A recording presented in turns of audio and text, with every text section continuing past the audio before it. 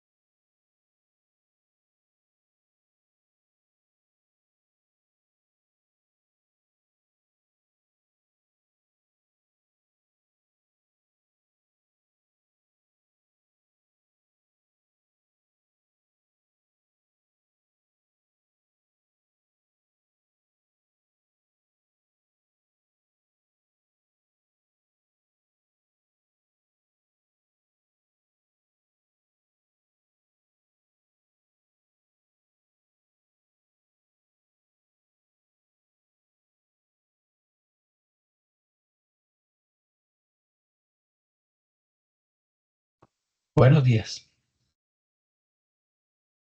Buenos días. ¿Qué más, Carlos? ¿Qué ha habido? Bien, hermano, muchas gracias.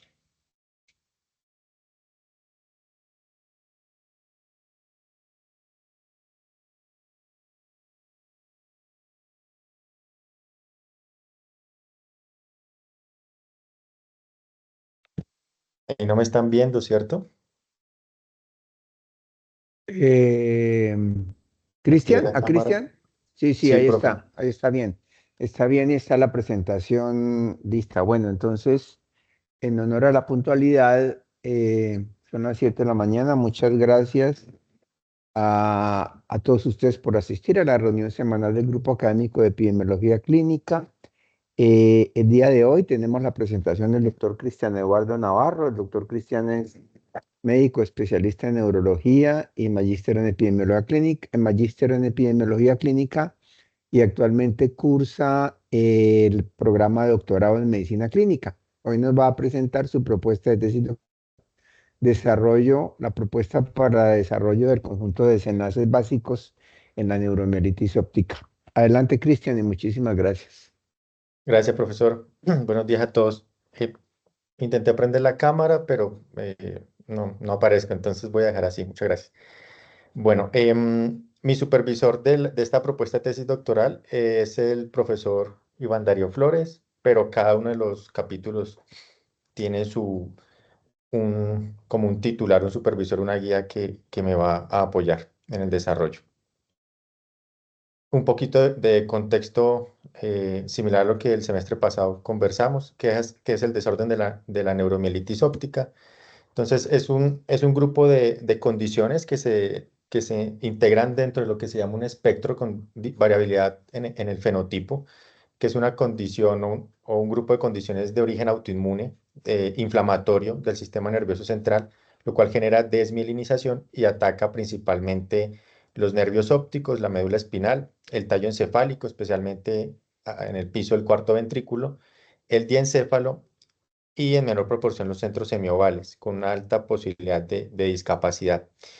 La característica principal es que la mayoría de los pacientes se les puede detectar en suero en líquido cefalorraquídeo la presencia de una inmunoglobulina de tipo G1 contra el canal de agua de la acuaporina 4 que está en los podocitos del astrocito, que también recibe el nombre de anticuerpo anti-NMO, pero pues una proporción menor de pacientes no lo llegan a expresar.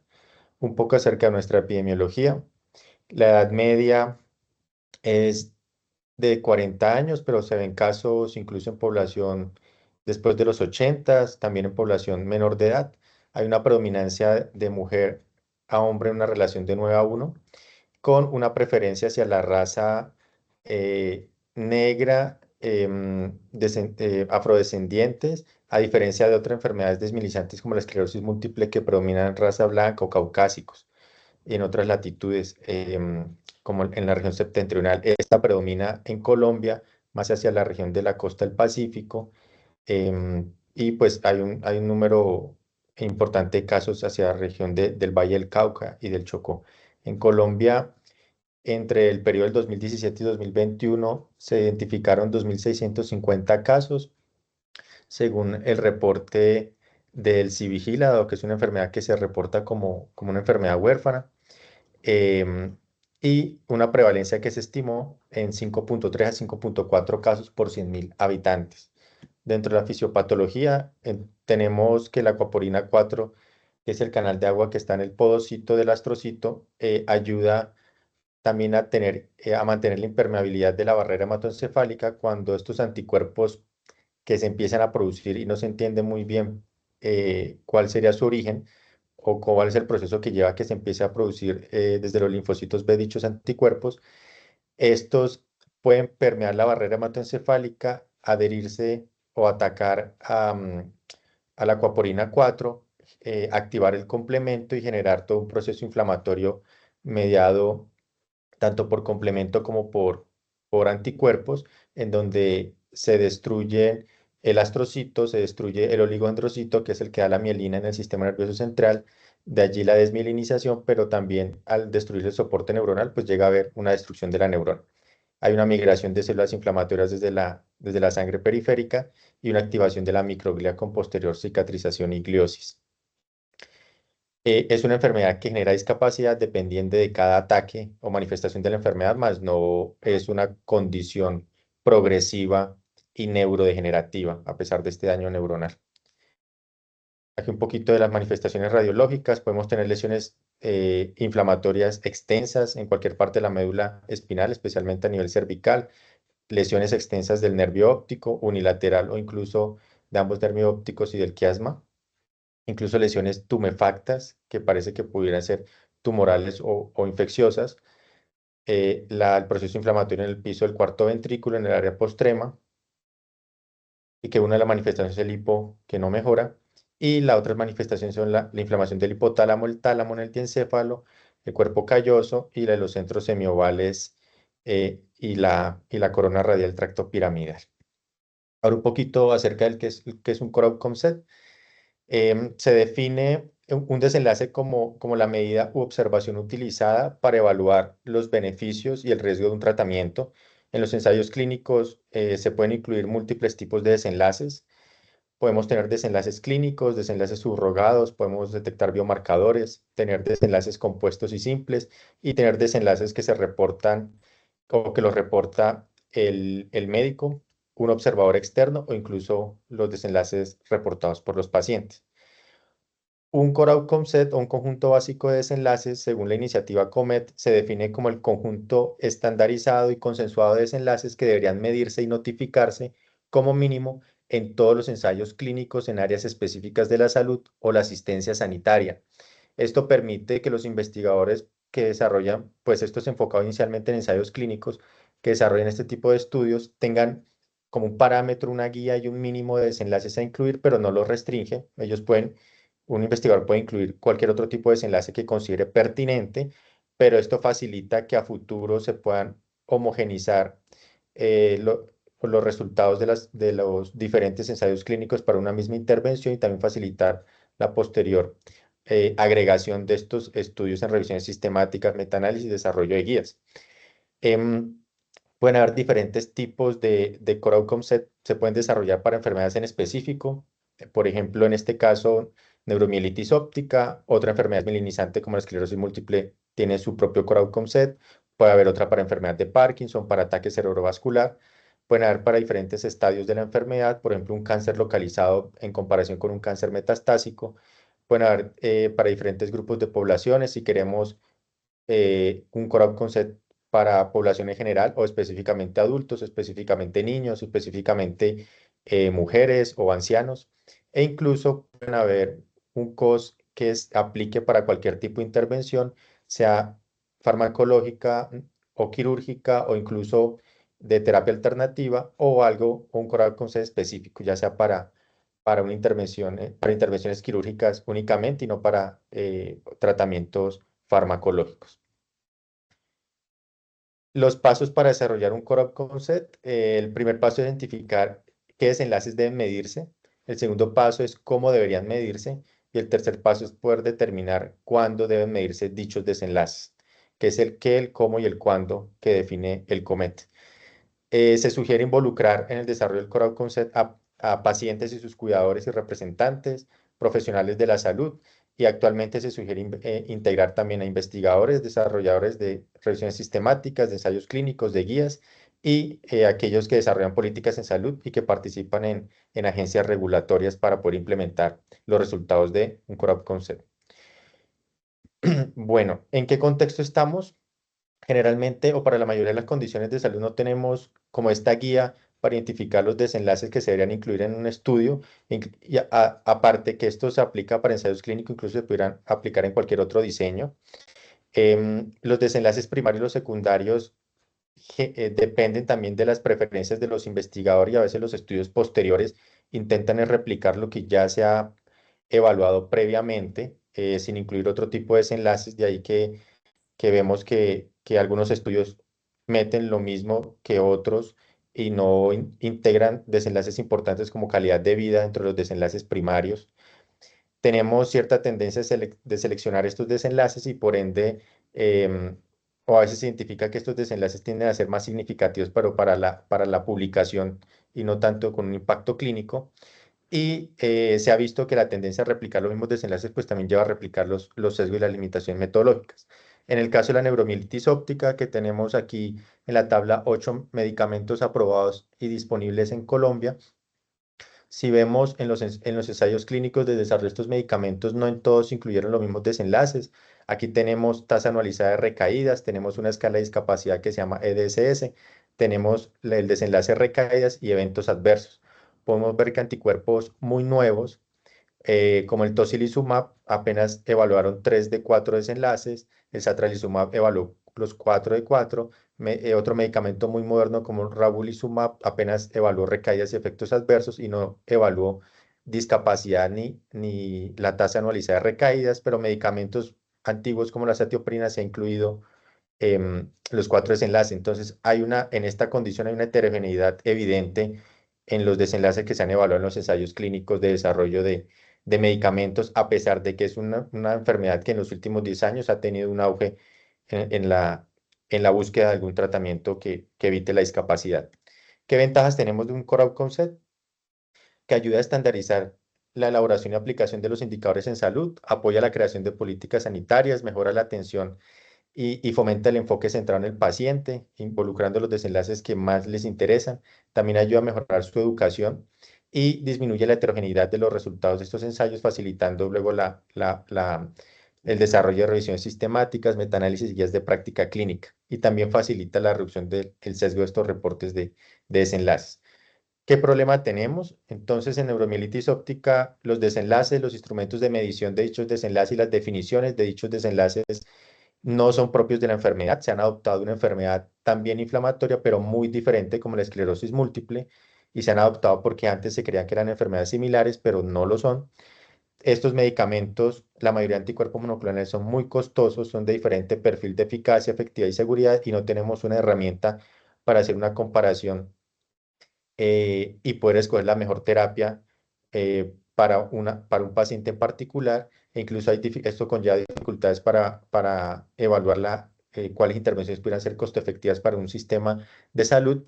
Y por ende, necesitamos dar prioridad a la definición y la estandarización de este Core Concept para la neuromielitis óptica, e intentar definir también los instrumentos de medición para medir dichos desenlaces, que facilite a largo plazo mejorar la toma de decisiones. Y debemos pues también dar prioridad a poder incluir los resultados críticos en salud y los centrados en los pacientes que no se han incluido en los estudios. De allí nace nuestra pregunta de investigación. ¿Cuál es el conjunto básico de desenlaces que deberían utilizarse en los ensayos clínicos de intervenciones médicas para pacientes adultos con desorden del espectro de la neuromielitis óptica? Aclarar que esta es una condición que no es susceptible de intervenciones quirúrgicas. Por ende, nos enfocaremos en las no quirúrgicas. Nuestro objetivo general, en consecuencia, es desarrollar el conjunto básico de desenlaces que deberían utilizarse en los ensayos clínicos de intervenciones médicas para pacientes adultos con desorden del espectro de la neuromielitis óptica. Nos planteamos 6 objetivos específicos: identificar los desenlaces utilizados en los ensayos clínicos de neuromielitis óptica, identificar los instrumentos de medición utilizados en los ensayos clínicos, los momentos de medición y la frecuencia de medición, identificar la frecuencia mínima clínicamente importante para cada desenlace utilizado en los ensayos clínicos, identificar los valores y las preferencias de los pacientes con neuromielitis óptica utilizados en los estudios primarios cualitativos que hayan publicados, explorar el proceso de valoración de los resultados del tratamiento de los pacientes con neuromielitis óptica y llegar a un consenso sobre qué desenlaces deberían incluirse en el Core Outcome Concept mediante la participación de diferentes actores principales. La metodología del diseño preliminar son 3 etapas. Una primera etapa de una revisión de alcance que agregue los 4 primeros objetivos específicos, intentando identificar los desenlaces, las diferencias clínicamente importantes, los instrumentos de medida y que incluye también los estudios los estudios con diseño, los estudios cualitativos que evalúen preferencias y de los pacientes. Una segunda etapa que es un estudio cualitativo que explora estas preferencias de los pacientes. Y una tercera etapa que será un consenso Delphi involucrando a los actores principales, que los iremos a mirar en detalle. Entonces, la etapa 1 se titula Hacia una definición y estandarización del conjunto básico de desenlaces para su uso en entornos clínicos y de investigación en el desorden del espectro de la neuromielitis óptica. Un protocolo de revisión de alcance de la evidencia cuantitativa y cualitativa. La pregunta de esta primera etapa: ¿cuáles son los principales desenlaces y sus definiciones, los instrumentos de medición, los momentos y la frecuencia de medición, las diferencias mínimas clínicamente importantes y los valores y preferencias de los pacientes con neuromielitis óptica que se han utilizado en estudios primarios cualitativos y cuantitativos de tratamiento? Nuestro objetivo: identificar los principales resultados y sus definiciones, los instrumentos de medición, los momentos y la frecuencia de medición, las diferencias mínimas clínicamente importantes y los valores y preferencias de los pacientes con neuromielitis que han sido utilizados en estudios primarios cualitativos y cuantitativos de tratamiento. El desarrollo del protocolo se basó en el manual del JBI. Según los criterios que recomienda el JBI de población, concepto y contexto, tenemos que la población serán o son los pacientes adultos con neuromielitis óptica independiente de su discapacidad. En el concepto tenemos los desenlaces y sus definiciones, los instrumentos de medición, los momentos y la frecuencia de definición, la diferencia clínicamente importante, mínima clínicamente importante, y los valores y preferencias que se han utilizado en los estudios primarios cualitativos y cuantitativos de tratamiento. El contexto: cualquier contexto clínico en el que se desarrollen dichos estudios. Incluiremos ensayos clínicos aleatorizados y estudios primarios cualitativos. Incluiremos estudios en inglés y en español sin restricción de fecha de publicación. Y los resultados pues se informarán según la guía de Prisma para revisiones de alcance. Nuestra estrategia de búsqueda: incluiremos base de datos Central, Medline, Embase y SciInfo.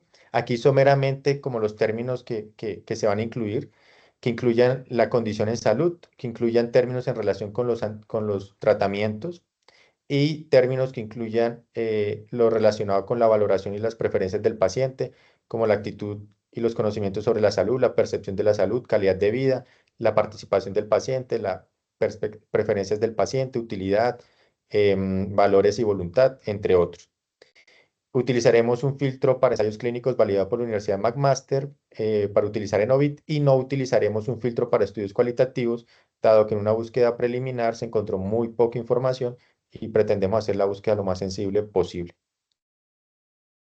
Dentro del análisis de datos, entonces se extraerán los desenlaces de forma literal, así como los sinónimos, y se agruparán también los desenlaces y lo relacionado con los instrumentos de medida y los momentos y los tiempos en los que cada desenlace se haya evaluado y la forma en la que se evaluó. El COMET sugiere una taxonomía desarrollada por ellos que en la cual hay 5 grandes áreas en las que los desenlaces se pueden agrupar y así lo haremos. Hay desenlaces en relación con muerte, con variables de fisiología y clínicas, con impacto en calidad de vida, con uso de recursos como la relación con los costos y eventos adversos. Y entre las 5 grandes áreas se desagregan en 38 dominios en los cuales cada desenlace se debe agrupar. Describiremos asimismo los instrumentos de medición, las diferencias clínicamente importantes que encontremos en las publicaciones. Usaremos estadística descriptiva y en relación con los estudios cualitativos sintetizaremos descriptivamente sus resultados. En la segunda etapa, titulada Análisis exploratorio de los desenlaces centrados en el paciente en el desorden del espectro de la neuromielitis óptica, un estudio cualitativo. La pregunta de investigación: en el caso de los pacientes adultos con neuromielitis óptica, ¿cómo es el proceso de valoración de los resultados del tratamiento en relación con sus expectativas, experiencia, conocimiento y contexto sociocultural? El objetivo es explorar el proceso de valoración de los resultados del tratamiento de los pacientes con neuromielitis en relación con sus expectativas, experiencia, conocimiento y contexto sociocultural. Dentro de la metodología preliminar, el diseño también se guiará por las recomendaciones del COMET y aquí usaremos un enfoque de teoría fundamentada.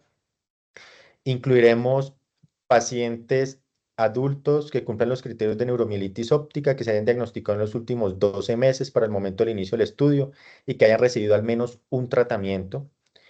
Incluiremos también a los cuidadores que puedan participar y se excluirán a los participantes que tengan discapacidad cognitiva y o que no cuenten con cuidadores que puedan aportar información precisa durante este estudio.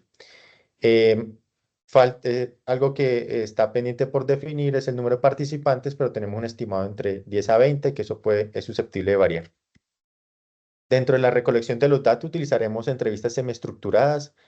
Los participantes entonces recibirán hojas informativas con las preguntas que se podrán conversar, pero también estarán libres de preguntar cualquier otra cosa o hablar de cualquier otro asunto en relación con el objetivo del estudio.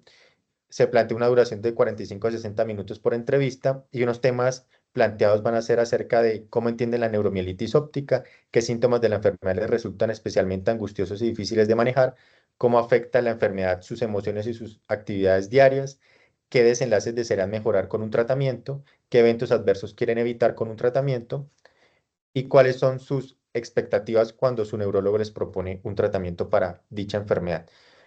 Y también intentaremos recolectar información o se recolectará información acerca de los datos demográficos como edad, sexo, nivel académico y también información clínica como su edad de debut de la enfermedad, la fecha en la que se diagnosticó, qué tratamientos ha recibido, el número de recaídas, el grado de discapacidad para caracterizar clínicamente al grupo de participantes. En relación con el análisis de los datos, se realizarán grabaciones de audio de las conversaciones para luego hacer una transcripción literal de la información y poder extraer el contenido. Se intentará explorar por qué estos desenlaces son importantes para los pacientes y tratar de identificar las preocupaciones sobre la forma en la que también se miden los desenlaces en la práctica real. Se usarán estadísticas descriptivas para los datos demográficos y la información clínica que previamente comenté. Y se realizará una comparación entre la información que obtengamos de este estudio junto con la obtenida de los estudios cualitativos que resultan de la revisión de alcance de la primera etapa. La tercera etapa de esta propuesta se titula Definición y estandarización de un conjunto básico de desenlaces para el desorden del espectro de la neuromielitis óptica, un consenso Delphi internacional.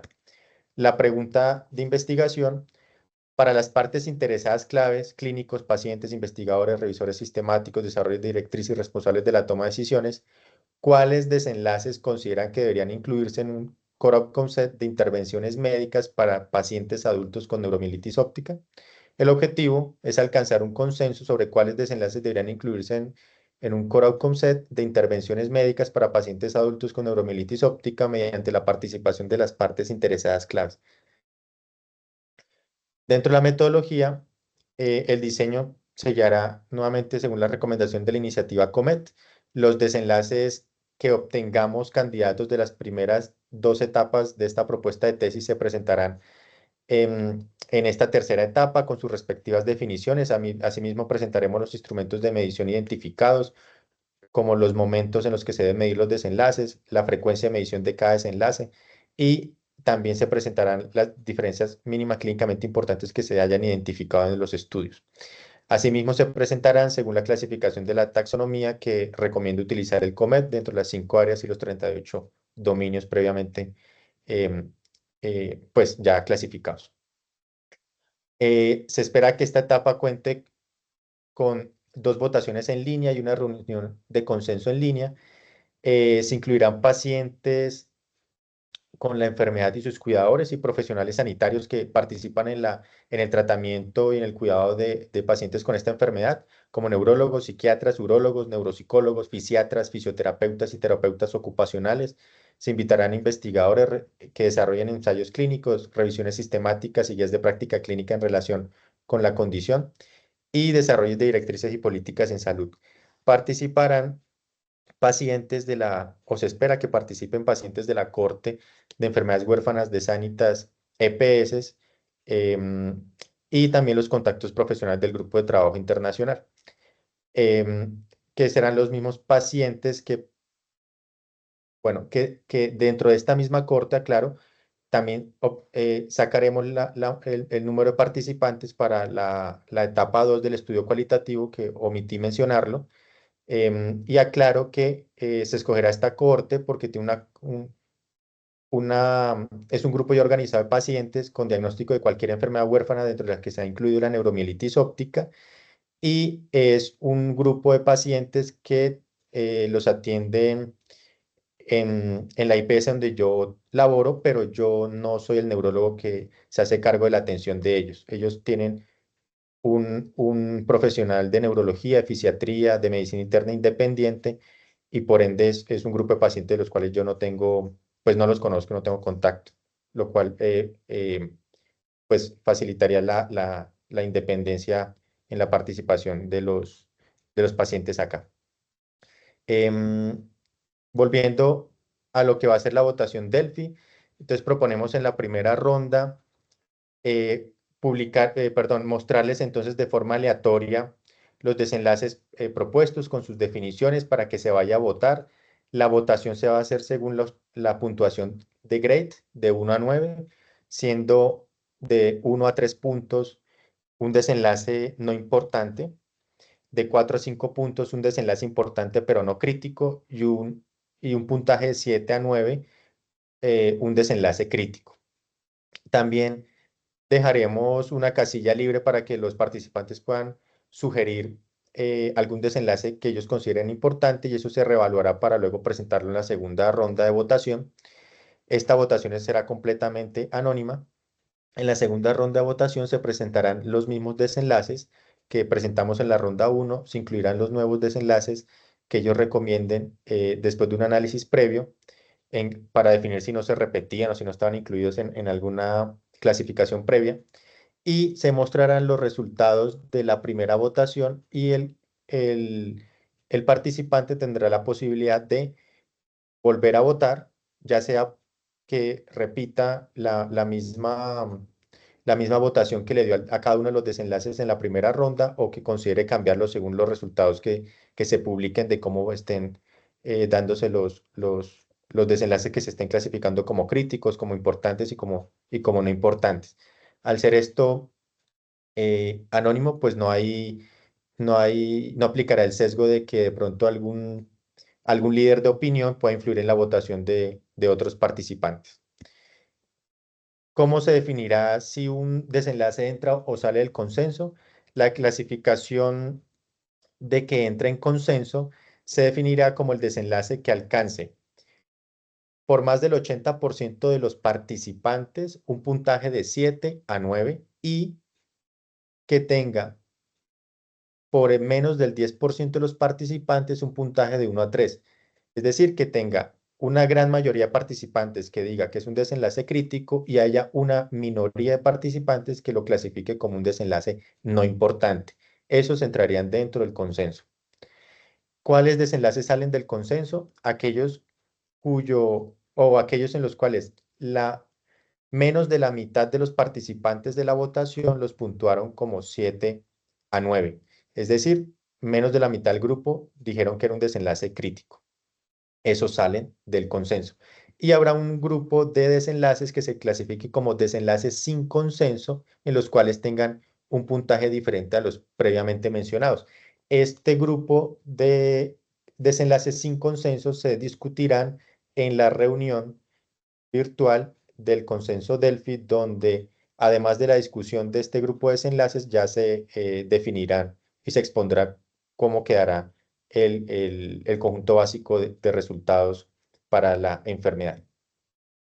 Entonces, dentro del análisis de los datos, cada desenlace se presentará o a cada desenlace se expondrá como qué proporción de los participantes lo votaron como importante pero no crítico y como crítico, y la clasificación que se les da según la tabla que mostré previamente. Y se incluirán las respuestas de los participantes siempre y cuando dicho participante haya votado en el más del 70% de los desenlaces. Es decir, se intenta capturar que la información de que al menos un participante haya votado en gran cantidad de la información que se le haya mostrado. Porque durante el desarrollo de un crowd concept es posible que salgan 30, 40, 50 desenlaces y es posible que haya algún participante que solo vote por una parte, por los primeros que vea en la encuesta y no termine realmente el proceso de votación. En relación con la ética, hasta ahora los investigadores no declaramos conflictos de interés, pero se reevaluará esto durante todo el proceso de desarrollo de la investigación. Consideramos que es una investigación sin riesgo y se llevará a cabo de acuerdo a la Declaración de Helsinki y obtendremos consentimiento informado de los participantes en condición de pacientes y de cuidadores y también de los participantes de la ronda de la votación del consenso Delphi. Esperamos obtener aprobación del Comité de Ética de la Facultad de Medicina de la Universidad de Antioquia y de la EPS Sanitas. Y en relación con la financiación, hasta ahorita los autores y coautores no hemos obtenido apoyo económico hasta este momento de la etapa de desarrollo. En relación con la aplicabilidad de los resultados, esperamos que estos resultados contribuyan a estandarizar el desarrollo del uso de los indicadores en salud. Yo estoy convencido que esta enfermedad tiene que entrar a la cuenta de alto costo en algún momento y esto facilitará que se puedan poder crear indicadores en salud que se puedan medir en esta, pues en este programa o en este grupo de personas que se dedican a evaluar y a investigar en enfermedades de alto costo de Colombia.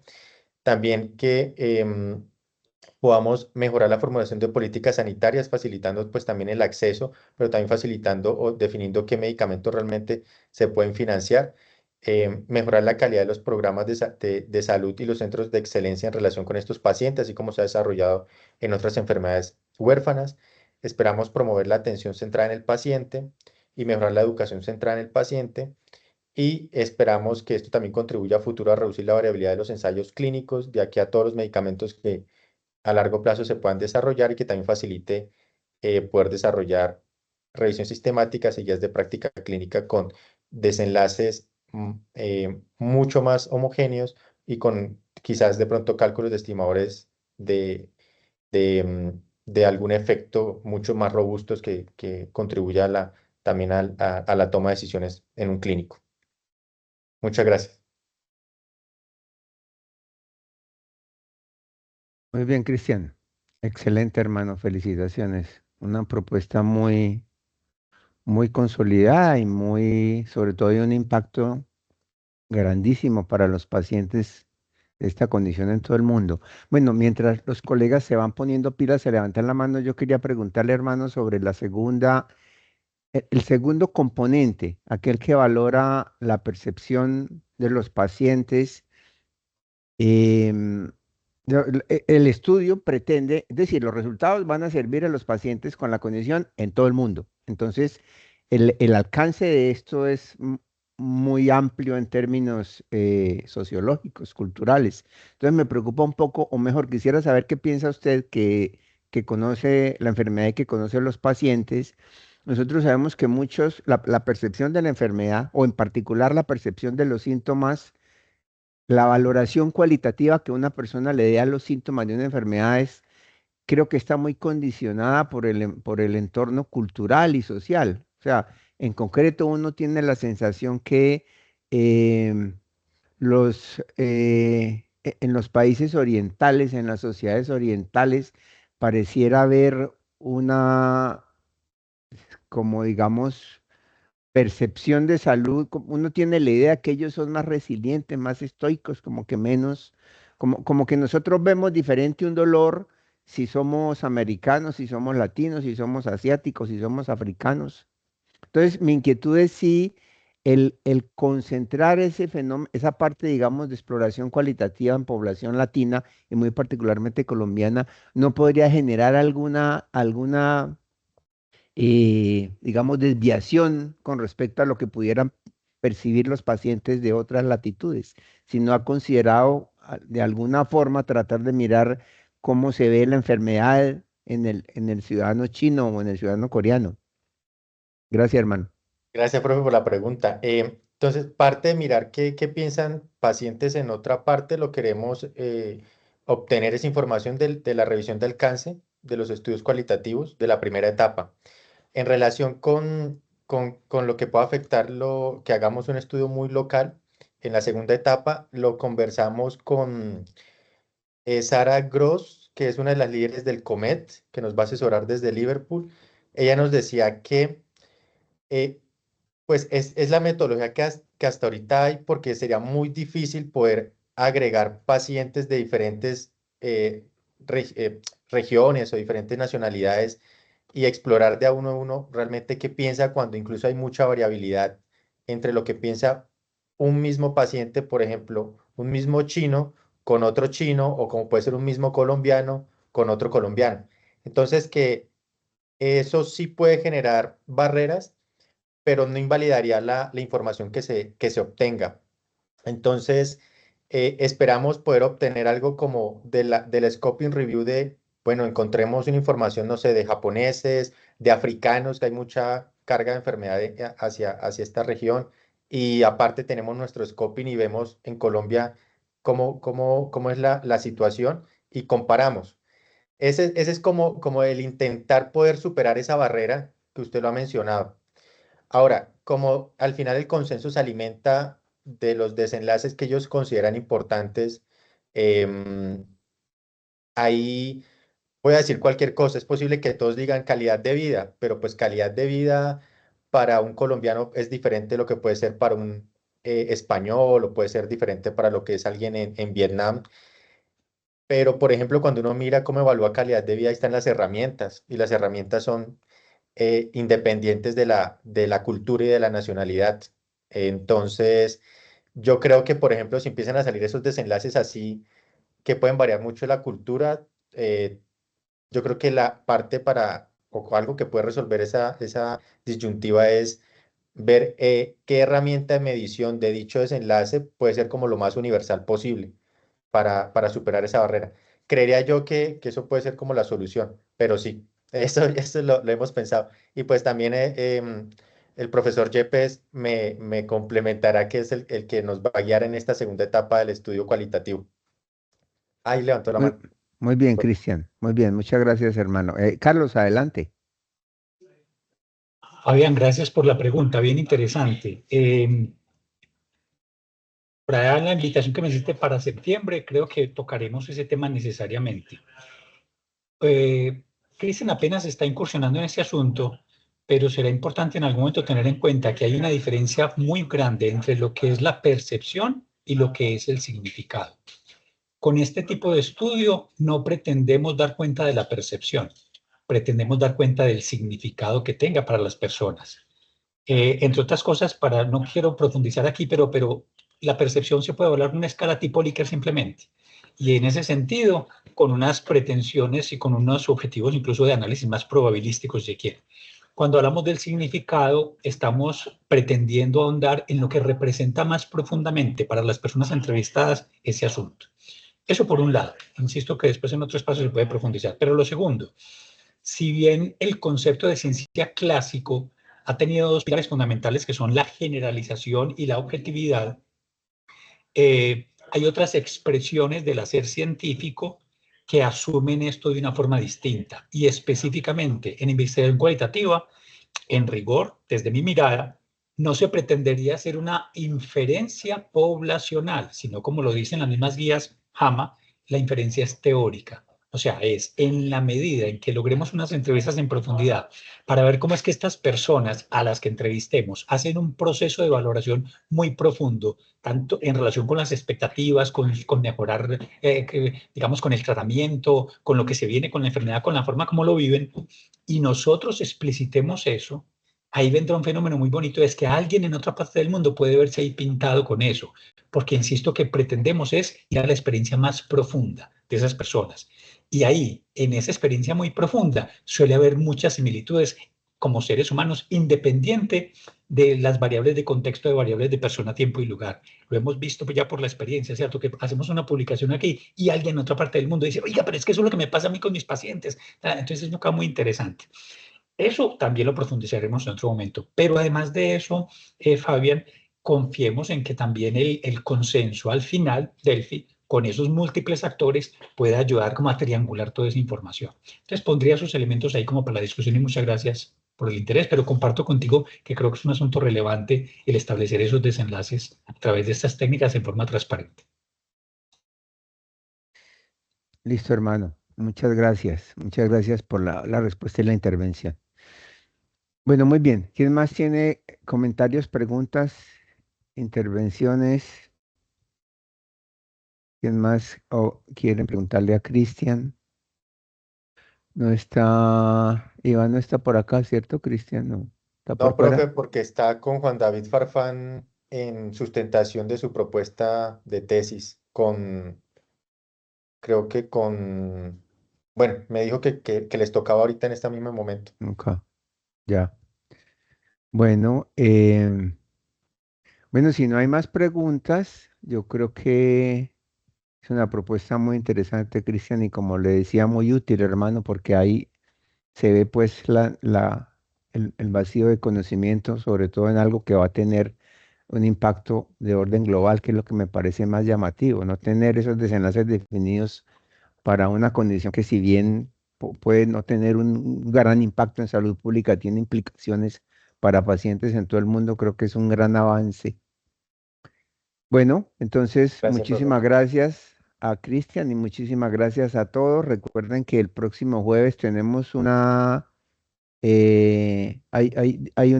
pequeño cambio en la rutina habitual de GRAEPIC porque se va a hacer el precoloquio de investigación, que es básicamente la presentación que hacen los estudiantes de maestría del avance de sus proyectos. Entonces, esta es una reunión que se lleva a cabo toda la mañana, desde las 7 hasta cerca del mediodía, en la cual se presentan las propuestas, lo que llevan de adelantado los estudiantes actuales de la maestría.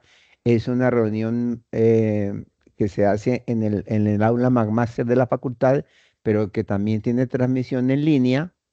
No sabría yo los detalles, ya pues eso lo coordinan el profesor Daniel Camilo, el coordinador de la maestría, y para la difusión estamos con comunicaciones de la facultad con Carlos, entonces no sé cómo sea la difusión de esto, porque entiendo que ya hay un anuncio con un vínculo que no es por Teams, sino por Meet. Entonces, no sé cómo solucionaremos eso, pero lo importante es que el próximo jueves tenemos coloquio, precoloquio de investigación toda la mañana con los estudiantes de la maestría en epidemiología clínica. ¿Listos? Bueno, muchas gracias para todas y todos. Feliz Gracias por la resto de asistencia. semana. Gracias, Gracias. profe. Feliz día. Muchas gracias, que tengan buen día. Doctor Navarro, muchas gracias. Doctor Fabián, gracias. A usted, hermanito. Chao, chao.